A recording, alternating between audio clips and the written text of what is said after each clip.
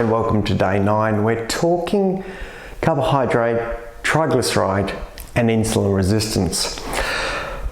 This is a really interesting space, and I've been in this space for a long time, probably 15 odd years.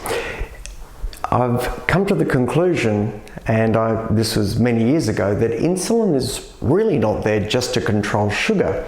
Insulin is probably the hormone that our ancestors, from an evolutionary perspective, millions of years ago, used to capitalize on the abundance of food in a seasonal situation. So we would have a nutritious meal, probably with carbohydrate, because that's quite seasonal. If you think of fruit or fruit equivalents, the body would produce insulin really to try and store that energy for later. So if you think of insulin as a storage hormone, then it makes perfect sense. It pushes up triglyceride levels so that that fat can be sent to organs where it can be stored. Unfortunately, these modern days, we store it around our belly. So sugar kicks off insulin.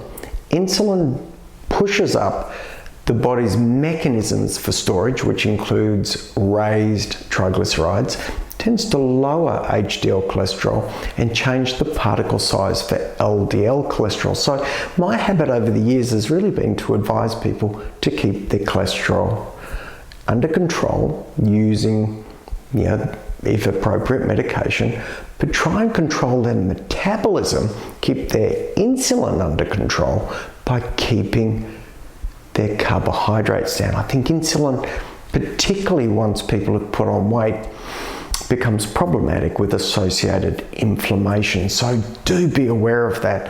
I've done quite an extensive YouTube video on this with information that I'd love you to have a look at, where I talk about my journey with this, realizing that my very good friend of,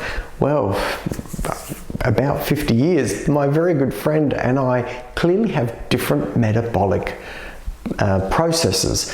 He's strong, powerful, played rugby. I'm pretty light.